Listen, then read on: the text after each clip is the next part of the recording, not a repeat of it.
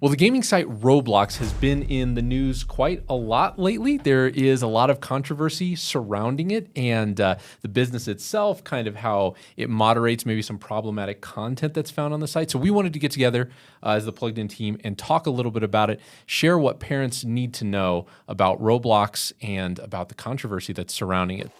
So first off, if you're not familiar with Roblox, Bob, why don't you tell us about it? You did the review for the the gaming site. Actually, we just reviewed it. Just reviewed recently it. Because Yes. before that, we never reviewed it. It wasn't a game. Okay. We reviewed games. Explain that a little bit. But that's the thing. Yeah. Most people have this concept, this idea that Roblox is a game, but it's not. It's actually a site. It's a site where you can play free games.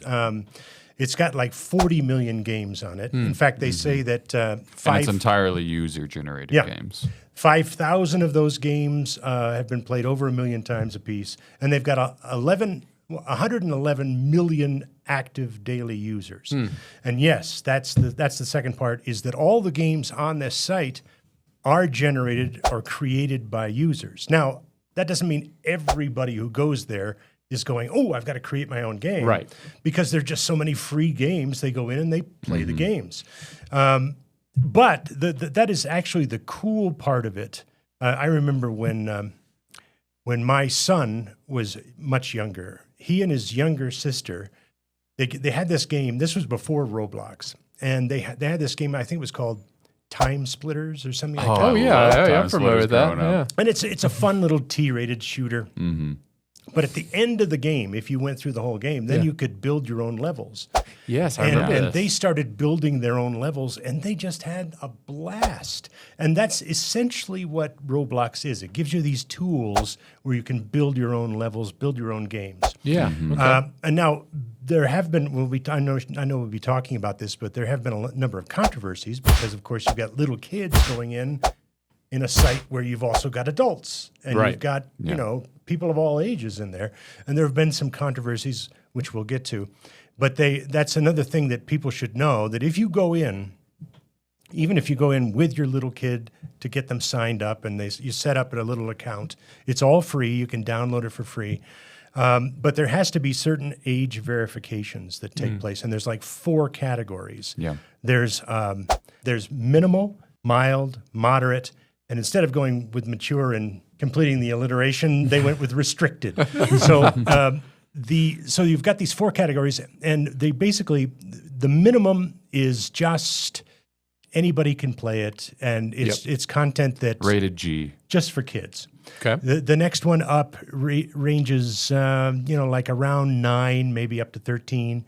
The next one, moderate, is 13 up to maybe 17, and then the restricted is 17 and up. And how they verify that is either through a selfie, where you take a selfie and submit it, and they've got a third-party site that sort of evaluates whether or not they think you are how the many age, wrinkles you have. Yeah, the age that you say you are. Or you can have an adult who signs up for their kids, and they can verify their age through like a picture ID. Okay. And then say, okay, my child can use the moderate section or whatever. Okay.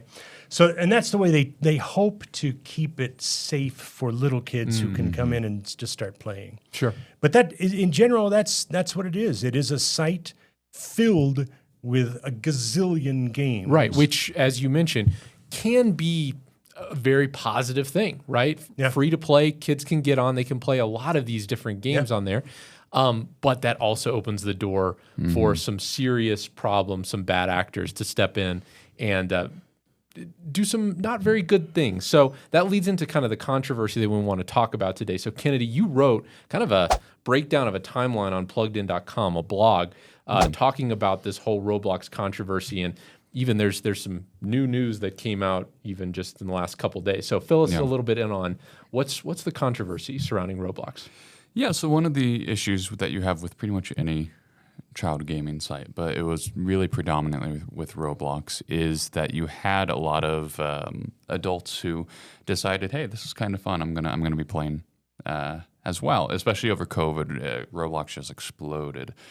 And they got a lot of users, and Roblox kind of decided, hey, we're getting a lot more adults or nearing adults. Maybe we should start catering the website a bit more to them.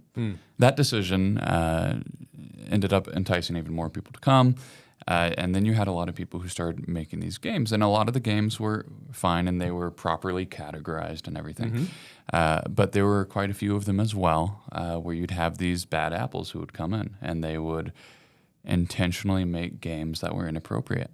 And oftentimes they could make these games that not only were they not under the 17 and up rating, but they were for anybody to click on.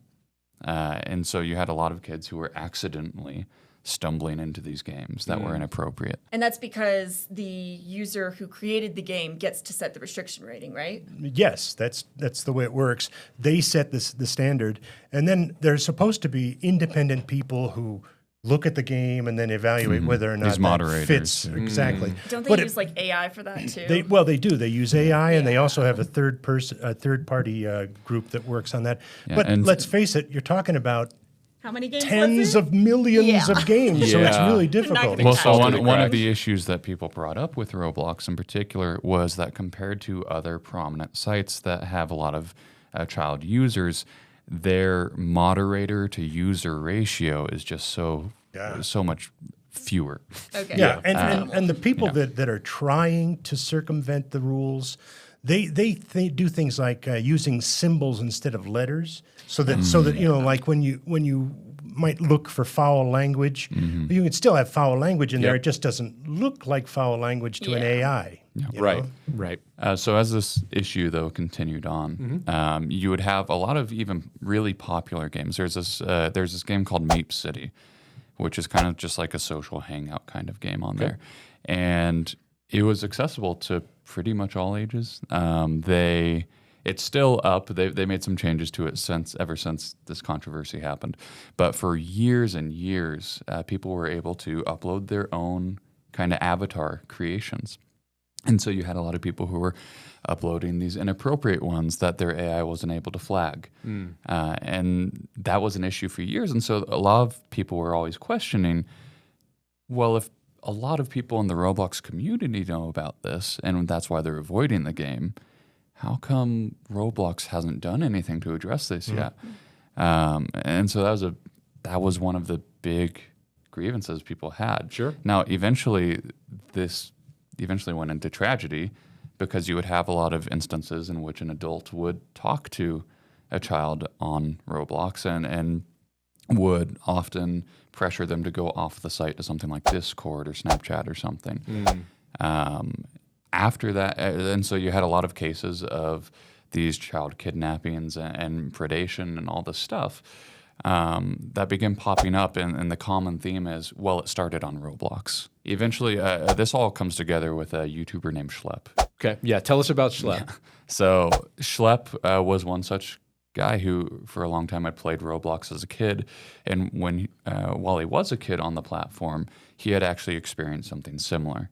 There had been an adult who had tried to groom him on the platform, and that experience made him want to kind of use his position as a YouTuber to find these other predators and get them arrested, hopefully, and expose them. Yeah.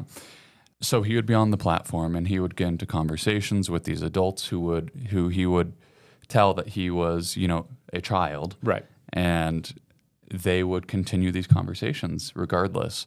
And as they became more explicit and they would want to meet up, he would contact the police, and then he would get those people arrested. And I believe to date, as of this conversation at least, he had successfully done that 6 times. Okay. And each time he would submit all the evidence he found to Roblox. In response to what he was doing, and this is where everything kind of exploded, Roblox sent him a cease and desist letter. Yeah. Essentially telling him to stop. You're a vigilante and you're not allowed to do this because you are engaging. Well, first off, they were claiming that, hey, you're trying to get these people off the platform, which is not allowed, and a bunch of stuff like that.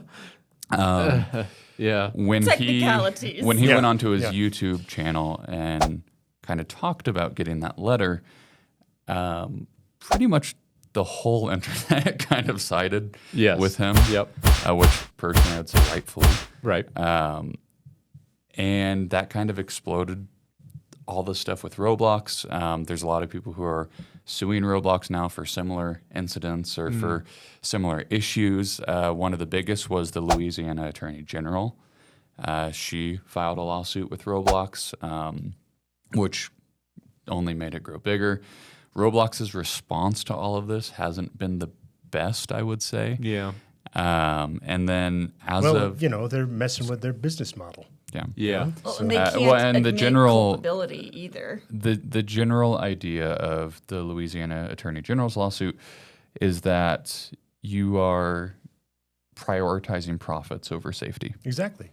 This all culminated today when Schlep actually posted on YouTube that he had received a request for dialogue with Roblox after about, I think, 3 weeks or a month after he got the cease and desist letter. We're not going to sue you. We're not going to sue you. Let's talk. Which, as far as I can tell, timing. people have been saying like, oh, so this is probably them being like, oh, people didn't like what we did. Yeah.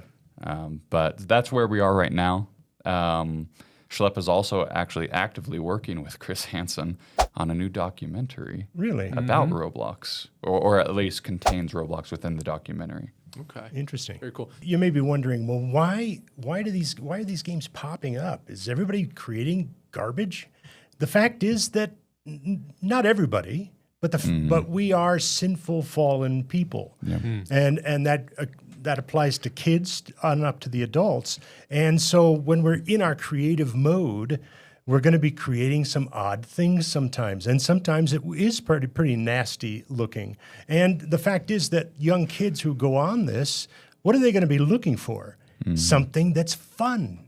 And sometimes that fun ends up being a shower simulator or a public bathroom simulation or something of that nature, some weird thing that they can get in there because there's no nasty content in there, but it's not necessarily the wisest choice to have your kids wandering through a And to be public fair bathroom. with Roblox, it's not like they're sitting with their hands completely behind their backs.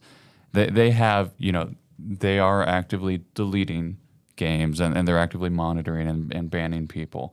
The big issue was that, okay, kind of seems like you guys aren't putting enough emphasis on this and you're kind of on a case-by-case basis. And sometimes, like in the case with Meep City, it seems like, at the very least, that if a game gets popular enough, then you kind of let it slide. Well, and that's what I was going to touch on, too, from what you said, Bob. When kids are getting on, they're looking for a game that's fun. And I think sometimes it can be equated, fun can be equated to popularity, right? Oh, this game is really popular, so it must be super fun, right?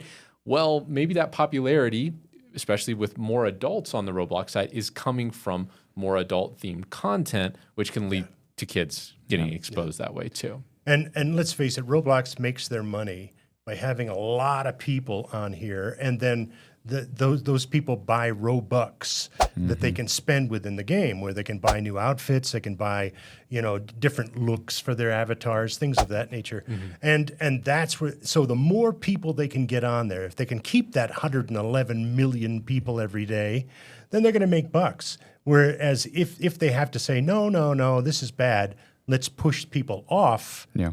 It just, as I said, it disrupts their business model. Yep, cutting into the bottom line. There you go. Well, and the reality is the reason why, this issue has been growing for years and years. And the reason why it's only been talked about now is because a good amount of people have nothing but a great experience on Roblox, because there are a lot of fun games on there. There's a lot of very interactive, very enjoyable child-safe games that you can play. But the issue, obviously, is, are you willing to take that risk? Right. Because there are also a large number of stories of people who have had horrible, life-changing, traumatic experiences as a result of meeting someone on Roblox or something they saw on Roblox. Yeah.